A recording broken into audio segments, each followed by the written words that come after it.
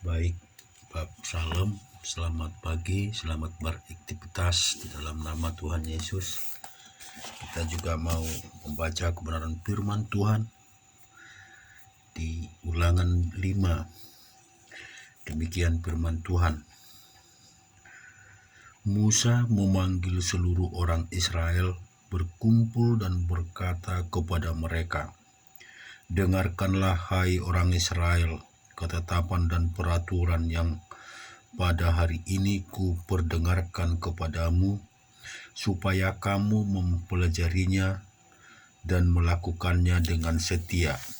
Tuhan Allah kita telah mengikat perjanjian dengan kita di Horeb.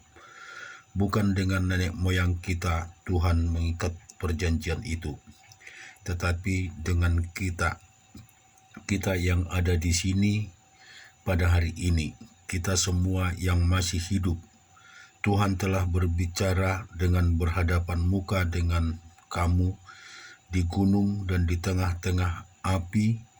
Aku pada waktu itu berdiri antara Tuhan dan kamu untuk memberi tahukan firman Tuhan kepadamu, sebab kamu takut kepada api dan kamu tidak naik ke gunung." Dan Ia berfirman,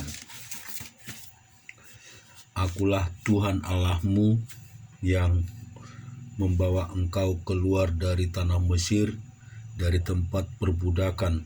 Jangan ada padamu Allah lain di hadapanku. Jangan membuat bagimu patung yang menyerupai apapun yang ada di langit di atas, atau yang ada di bumi di bawah, atau yang ada di dalam air di bawah bumi. Jangan sujud menyembah kepadanya atau beribadah kepadanya, sebab aku Tuhan Allahmu adalah Allah yang cemburu, yang membalaskan kesalahan bapa kepada anak-anaknya dan kepada keturunan yang ketiga dan keempat dari orang-orang yang membenci aku. Tetapi aku menunjukkan kasih setia kepada beribu-ribu orang, yaitu mereka yang mengasihi aku dan yang berpegang pada perintah-perintahku. Jangan menyebut nama Tuhan Allahmu dengan sembarangan, sebab Tuhan akan memandang bersalah orang yang menyebut namanya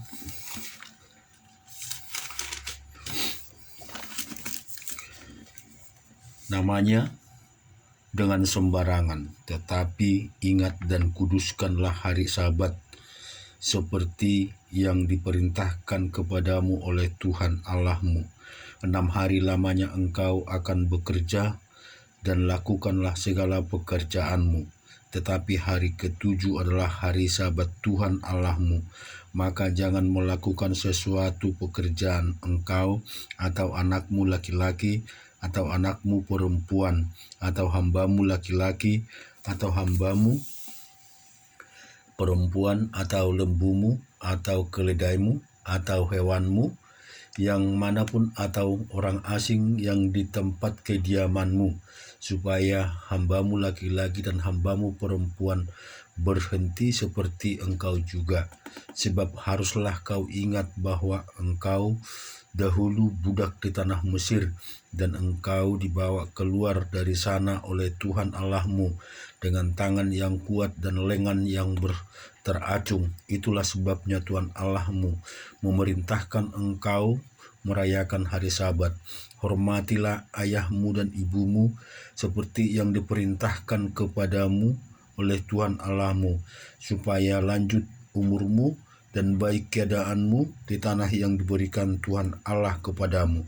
Jangan membunuh, jangan berzina, jangan mencuri, jangan mengucapkan saksi dusta tentang sesamamu, jangan mengingini istri sesamamu, dan jangan menghasratkan rumahnya atau ladangnya atau hambanya laki-laki atau hambanya perempuan atau lembunya atau keledainya atau apapun yang dipunyai sesamamu.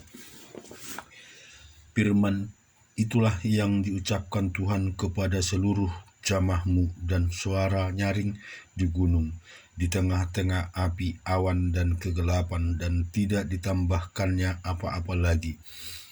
Ditulisnya semua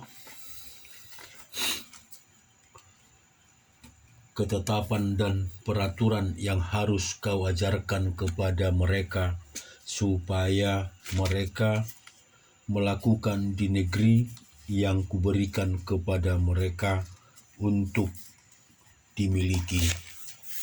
Dan di Lukas, Bapak Ibu Saudara, di Lukas 7 ayat 11 sampai 23. Kemudian Yesus pergi ke satu kota yang bernama Naim. Murid-muridnya pergi ke sana, pergi bersama-sama dengan dia, dan juga orang banyak menyertainya berbondong-bondong. Setelah itu, dekat pintu gerbang kota ada orang mati diusung keluar, anak laki-laki, anak tunggal ibunya yang sudah janda, dan banyak orang dari orang itu menyertai janda itu. Dan ketika Tuhan melihat janda itu, tergeraklah hatinya oleh belas kasihan.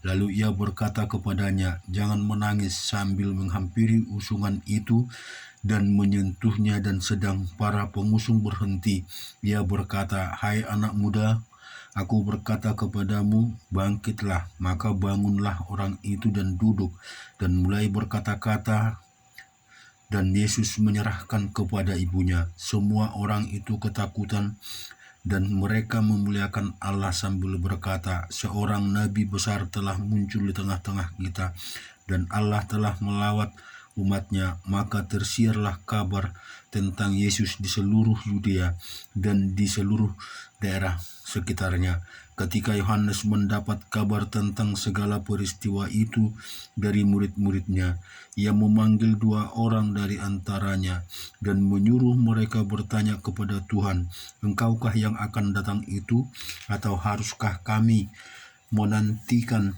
seorang lain?" Ketika kedua orang itu sampai kepada Yesus, mereka berkata, "Yohanes Pembaptis menyuruh kami bertanya kepadamu, engkaukah yang akan datang itu, atau haruskah kami menantikan seorang lain?" Pada saat itu Yesus menyembuhkan banyak orang dari segala penyakit dan penderitaan, dan dari roh-roh jahat, dan ia mengaruniakan penglihatan kepada banyak orang buta.